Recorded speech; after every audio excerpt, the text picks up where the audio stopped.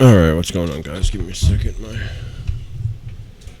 My audio interface fell, one of them. Alright, we're going to be talking about the Wikileaks, which happened earlier today. We actually did a 3-hour video on it. But before I do that, I want to play a very important sound file. Now, when I listened to this earlier today, it brought everything like, when you think of the CERN Hadron Collider and antimatter, and, does that play a role in my life? Like, my physical being?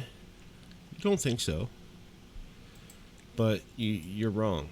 And I think after you listen to this, you will be just as...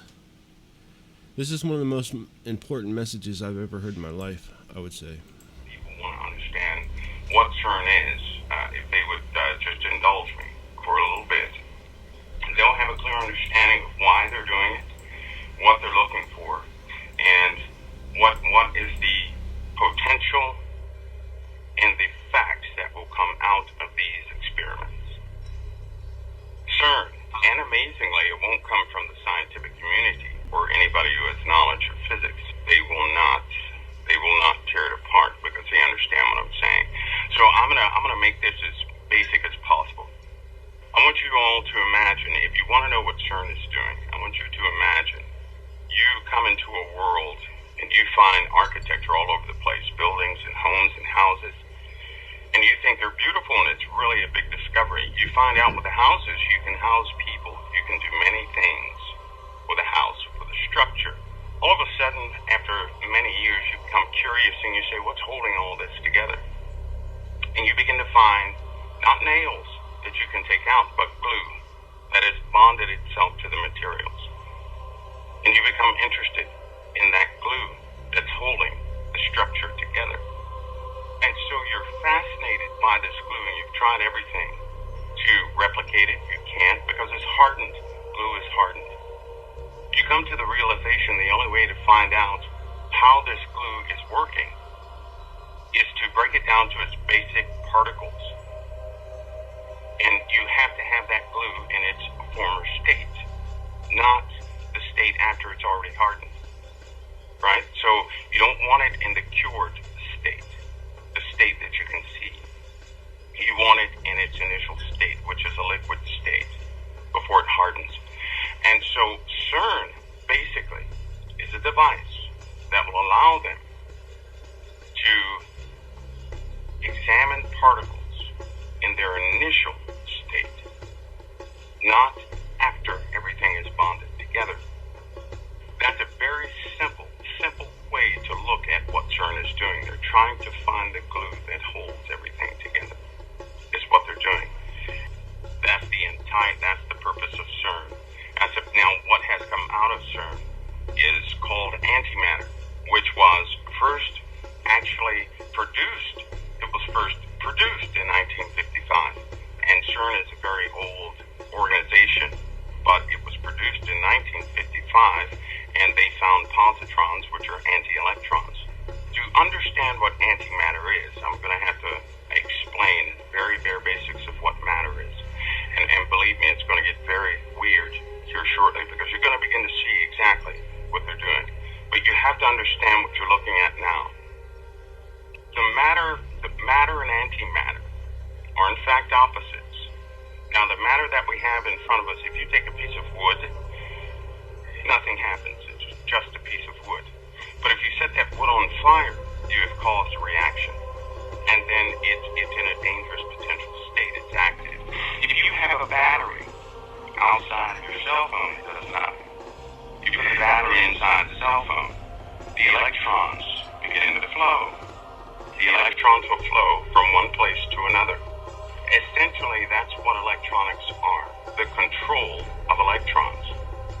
They control the direction, the speed of electrons, which create tiny pulses. They flow or don't flow, flow or don't flow. Those are called gates. Those gates form computers.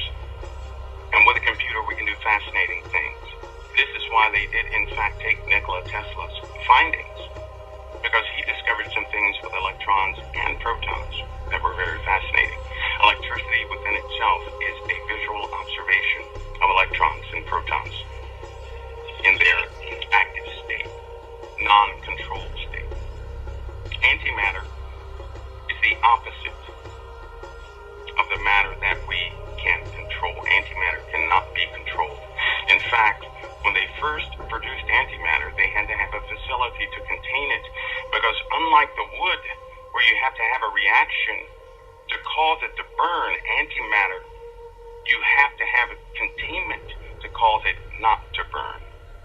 That's the only way they can store it, with massive facilities to store it. Let me give you an example. In a nuclear bomb, it takes timing, which takes electronics, and the explosions have to be just right to cause a reaction at the nuclear bomb, like the Hiroshima bomb, which takes pounds of nuclear material to cause it to react, and it has to be very precise. Well, let's go the opposite. Let's say we had antimatter, correct? If we had 1 gram of antimatter, that would equal about 42 or 40, let's just say 45 kilotons of TNT, which is about 4 Hiroshima bombs. And it's already inherently unstable. It's unstable. The only way to harness antimatter is to contain it. And it takes very large and expensive facilities to contain just 1 gram of antimatter. Some have failed, some have not. If those containment devices fail, they cause megaquakes. That's what happens when they fail.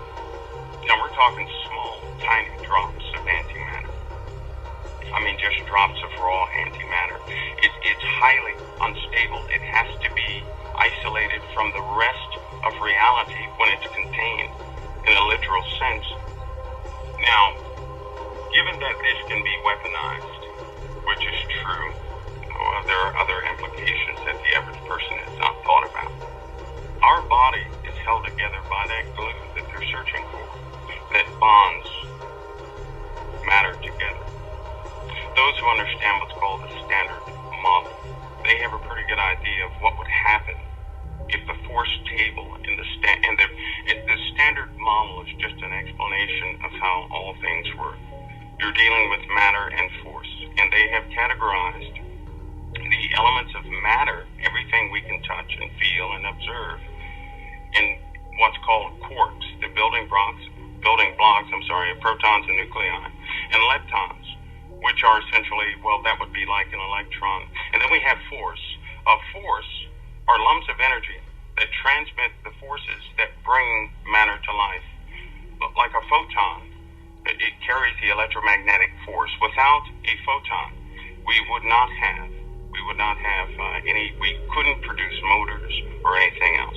Without gluons, which carry a strong force, neutrons and protons would not be held together. In other words, the universe would not exist. And of course, you have UW and Z particles, which are for weak forces that govern radioactivity.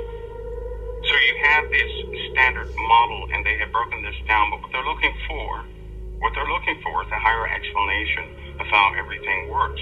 This is the particle they're searching for. Now, they found half of it. They already found a component of it. That was the Higgs field. Now, the Higgs field is an explanation of they found the traces of the Higgs field. They can now observe the Higgs field. The Higgs field is what is found wherever matter is not. In your room, the Higgs field is in operation. Listen, with the Higgs field, they can begin to alter reality as we know it. Now, a lot of people they can't capture that right away. But you have to remember, our world is made up of matter. The antimatter is what we can't see, what we can't touch, what we can't feel, though we interact with it every day. A lot of people like to think of antimatter as the other dimension, which is the opposite of this dimension. It's an inconceivable place that is hostile inherently. It's not under control. It's very hostile. This dimension would be the more tamed dimension. Here's what they've done since the 1930s. Well, actually, since the 1800s. There was a group that studied nothing but the phenomena of paranormal activity, not like you've seen on TV.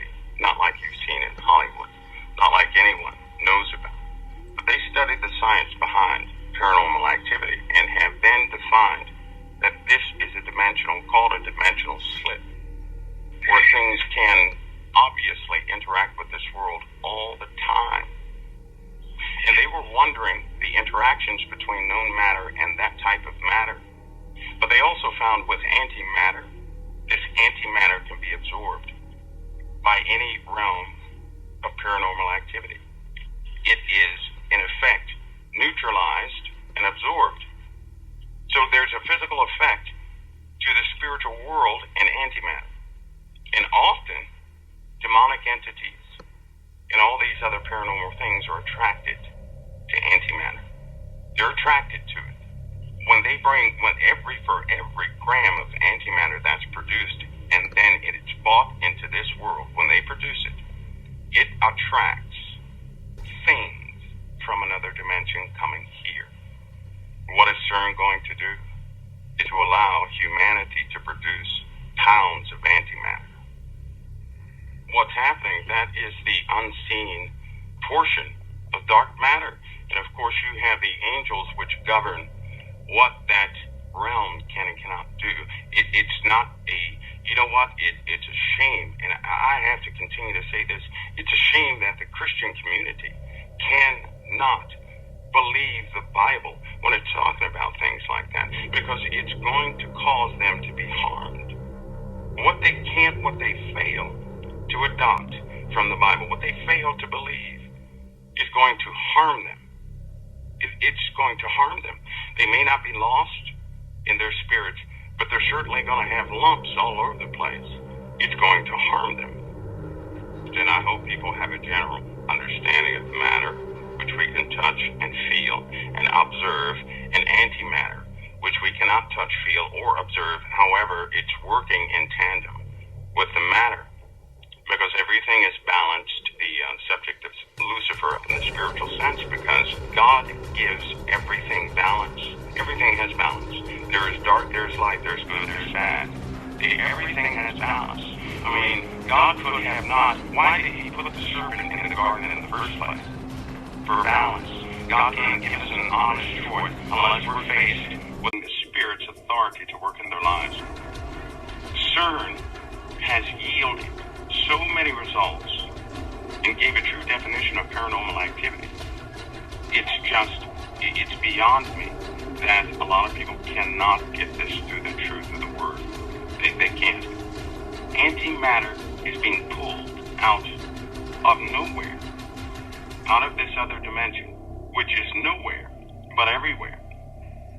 In consequence to that, they found out antimatter has a specific type of energy signature that they can, in fact, detect. This is how it's part of the process of pulling it out.